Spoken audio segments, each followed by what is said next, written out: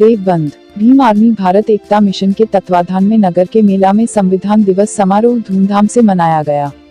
कार्यक्रम का शुभारंभ तथागत बुद्ध बाबा साहब डॉक्टर शून्य भीमराव अंबेडकर व भारतीय संविधान के समक्ष मोमबत्ती जलाकर बुद्ध वंदना से किया गया।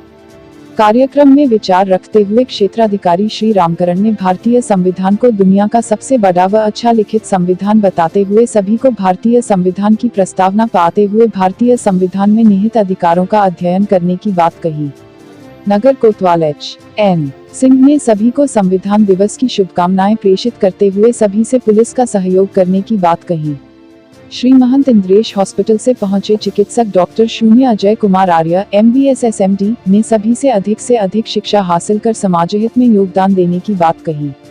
कार्यक्रम में गौतम एंड पार्टी ने भारतीय संविधान व बाबा साहब के एक से बढ़कर एक सॉन्ग प्रस्तुत कर माहौल को झूमने पर मजबूर कर दिया। कार्यक्रम आयोजक भीम आर्मी नेता दीपक बौद्ध ने सभी आगंतुकों का आभार व्यक्त करते हुए कहा कि भीम आर्मी भारत एकता मिशन का काम ही उसकी पहचान है। उन्होंने भारतीय संविधान दिवस को और भी बेहतर तरीके से मनाने की बात कहते हुए सभी से भीम आर्मी को मजबूती प्रदान करने की बात कही। कार्यक्रम में सच्चा धाम हथियातल से संत राजकुमार दास जी, चेयरमैन जमाल अंसारी, डॉक्टर शून्य रामकरण बौद्ध, विकास प्रधान लालवाला, एड शून्य अजय कुमार, परविंदर सिंह एड, रणधीर सिंह व वागीश कश्यप ने भी विचार रखे। कार्यक्रम की अध्यक्षता ग्राम प्रधान खजूरी श्री ऋषिपाल सिंह व संचालन पत्रकार SD गौतम ने किया। हमने इसी दिन अपने भारतीय संविधान को अडॉप्ट किया था 26 नवंबर सन 1949। ये उस समय को याद करिए कितना गौरवमयी क्षण रहा होगा जिस समय हमारा संविधान बन के इतना बड़ा संविधान जो विश्व का सबसे बड़ा लिखित संविधान है और जिसका निर्माण करने में 2 वर्ष 11 माह 18 दिन लगे थे।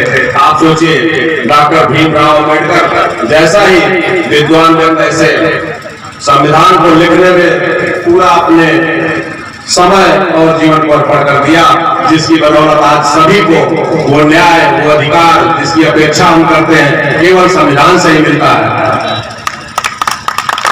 तो आज जो ये हमारा भारतीय संविधान दिवस है इसमें सभी लोगों को बढ़ चढ़ के भाग लेना चाहिए, इसका अध्ययन करना चाहिए, इसके एक आर्टिकल को पढ़ना चाहिए जो आपके न्याय को दिलाने में आपको अधिकार प्रदान किया होगा। संविधान की जो मूल प्रस्तावना है वही भारतीय संविधान की आत्मा है।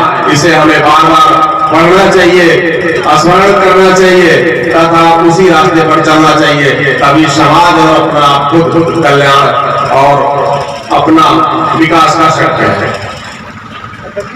हम भारत के लोग भारत को एक संपूर्ण प्रभुत्व संपन्न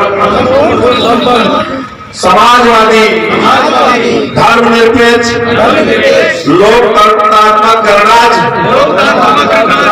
बनने के लिए तथा उसके समस्त नागरिकों का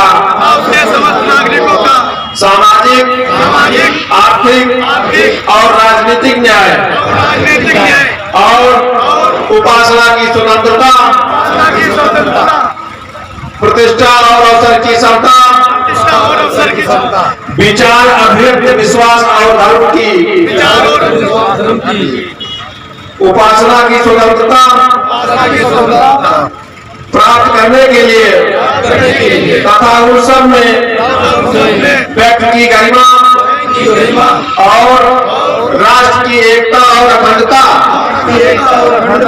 सुनिश्चित करने वाली बंधुता बढ़ाने के लिए दृढ़ संकल्प होकर अपनी इस संविधान सभा में आज तारीख 26 नवंबर 1949 को एतक द्वारा इस संविधान को अंगीकृत अधिनियमित और आत्मसमर्पित करते हैं।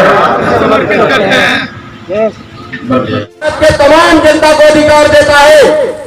एक गायक ने कहा, सभी को याद होगा ना, कि जन्म जन्म की टीवी थारी जड़ से काट चलाऊं और देखभाल रखना तुम्हारा हिस्सा मार चलाऊं। ये वाकई भारत के संविधान में बाबा साहब अम्बेडकर ने भारत के तमाम लोगों के लिए हिस्सेदारी निर्धारित की। एससी के लिए अलग हिस्सेदारी, एसटी के लिए अलग हिस्सेदारी, ओबीसी के लिए अलग हिस्सेदारी, माइनॉरिटी के लिए अलग हिस्सेदारी और जनरल के लिए हिस्सेदारी। यानी किसी के लिए धोखेबाजी करने का काम नहीं किया, सबको हिस्सेदारी दी। मूल अधिकार आर्टिकल 19 के तहत जिन लोगों को मनुस्मृति लागू कब थी, बोलने का अधिकार नहीं था, अपनी बात कहने का अधिकार नहीं था, अच्छी बात सुनने और कहने का अधिकार नहीं था। संविधान बनने के बाद अच्छी बात कहने का भी, संगठन बनाने का भी, संगठन प्रचार करने का भी, अपनी बात कहीं भी खड़ा करके कह सकता है। आर्टिकल 19 के तहत अभिव्यक्ति की आजादी सबको दी गई। कोई भी बात संविधान के दायरे में कहीं भी कही जा सकती है, किसी को कोई रोक टोक नहीं है। सम्मानित साथियों, मैं आता हूं बाबा साहब के मूल मंत्र में से तीसरा मूल मंत्र जो हमारे विकास भाई ने बताया अभी, और 1 मिनट में मेरी बात को समाप्त करता हूं। क्या मूल मंत्र लास्ट वाला? संघर्ष करो। किसके लिए संघर्ष करना है? अपने अधिकारों के लिए संघर्ष करना है, अपने मान सम्मान, स्वाभिमान, शिक्षा, स्वास्थ्य, रोजगार, इसके लिए संघर्ष करना है। जिस प्रकार से अगर किसी माता पिता के घर में, माता पिता के यहाँ 100 बीघा जमीन है और 100 बीघा जमीन में से 4 बेटों को उन्होंने 25-25 बीघा जमीन दे दी और 25 बीघा जमीन की हर व्यक्ति अपनी हिफाजत करता है। अगर पड़ोसी ने 1 इंच डोल उसकी तरफ बढ़ा दी तो वो 1 इंच के लिए संघर्ष करता है या नहीं करता है? करता है ना। तो यही संघर्ष हमें करना है। जो संविधान में हम लोगों को अधिकार दिए गए वो हमारा हिस्सा है, वो बंटवारे में हमारा हिस्सा है, वो भीख नहीं है, वो हिस्सेदारी है। अगर उस हिस्सेदारी पर कोई प्रहार करेगा, चाहे वो सरकार भी हो, उस सरकार के खिलाफ, जुर्म जाति के खिलाफ हमें संघर्ष करना होगा। यही बाबा साहब अम्बेडकर का संघर्ष का जो मंत्र था वो है। आप सभी ने मेरी बात को ध्यान से सुना, इसके लिए धन्यवाद, आभार। जय भीम, जय भारत, जय मूल्यवान। सभी को बहुत अच्छी तरीके से मार्गदर्शित किया गया। और रही बात संघर्ष की, एडवोकेट साहब संघर्ष तो हम कर रहे हैं, संघर्ष तो हम कर रहे हैं, लेकिन कर हम अपने सगों से रहे हैं। जिस दिन हम अपने कुरीतियों के खिलाफ, आडंबरवाद और पाखंडवाद के खिलाफ संघर्ष करना सीख जाएंगे तो उस दिन हम लोगों किसी प्रकार का संघर्ष करने की आवश्यकता नहीं पड़ेगी। क्योंकि आज हमारे देश के अंदर सबसे ज्यादा जो लड़ाई झगड़े होते हैं तो हमारी तो नारी पर, और जिनका आप लोगों के नाम द्वारा नाम लिया कि उन लोगों का हमारे ऊपर बड़ा योगदान है, उनकी खाली पर हमेशा लड़ाई होती है। मैं जिस डिपार्टमेंट से आता हूं मुझे पता रहता कि हमारे समाज की कितनी रिपोर्ट किस जगह पर आई है।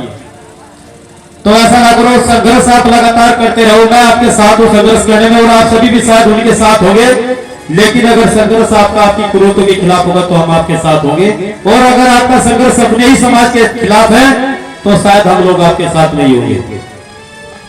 तो मेरी ऐसे आपसे एक कामना भी है कि आपके बीच में आज इस सरजमी पर, जिस सरजमी पर चमार चौदस के नाम से सतगुरु रविदास महाराज जी का मंदिर तक नहीं है लेकिन वहां पर मेला लगता है, वही उस सरजमी पर मैं एक डिमांड आपसे ये भी करना चाहता हूं कि जब हम लोगों की तादाद यहाँ पर इतनी अधिक है और चमार चौदस के नाम से यहाँ पर अप्रैल के अंदर मेला लगता है, और जिन लोगों की यहाँ पर तादाद मात्र मुट्ठी भर है उन लोगों का बड़ा भव्य यहाँ पर विशाल कार्यक्रम आयोजित होते हैं, लेकिन जिन लोगों की तादाद यहाँ पर करोड़ों और लाखों में हुआ करती है, उसी प्रदेश के अंदर इस देवबंद सरजमी के अंदर हमारे सतगुरु महाराज जी का मंदिर इस जगह पर स्थापित नहीं है।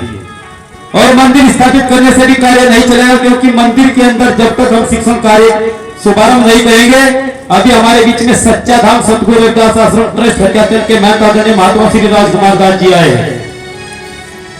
जब बाबा रामदेव साहब ने एक बात कही कि बाम से पेरियार और ज्योतिबा फुले को मारने वाले लोग एक प्रकार के वैचारिक आंदोलन, वैचारिक आतंकवादी होते हैं, तो तब आदरणीय महात्मा जी ने उसको खुलेआम उसके शब्दों में उसी की सरजमी पर जाकर जवाब देने का कार्य किया था। ऐसे महात्मा जी हमारे बीच में मौजूद है।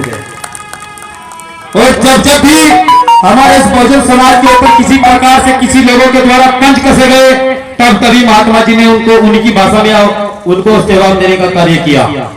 आदरणीय महात्मा जी ने, मैं आप लोगों के बीच में बात इसलिए बता देना चाहता हूं क्योंकि हमारे बीच में कुछ ही लोग रूप बदल के एक महात्माओं का भेष तो धारण कर लेते हैं, लेकिन उन्हें ना तो रविदास जी के ज्ञान से मतलब और ना उन्हें अम्बेडकर जी के ज्ञान से मतलब।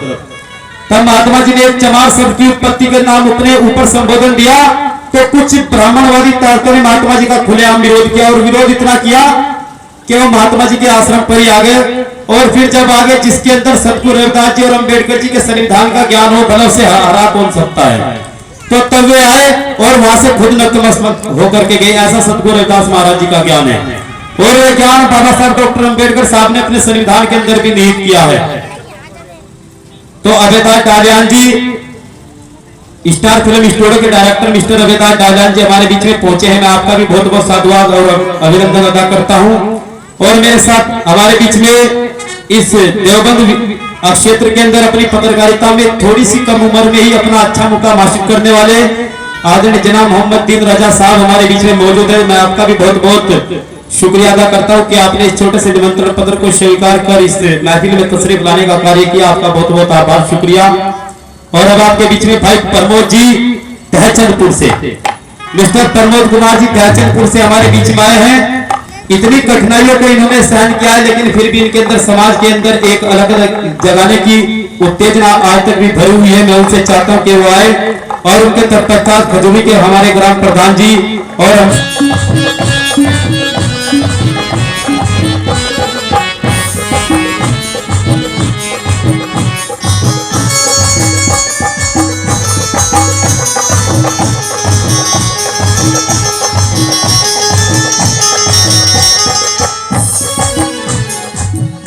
मुझको इज्जत मिली, मुझको शोहरत मिली, जिंदगी है देखो मानौलत मिली। मुझको इज्जत मिली, मुझको शोहरत मिली, जिंदगी है देखो मानौलत मिली। लिखो संविधान ऐसा, लिखो संविधान ऐसा कमाल कर दिया। तो निर्धन था, तो निर्धन था, मुझे माला माल कर दिया। तो निर्धन था, मुझे माला माल कर दिया।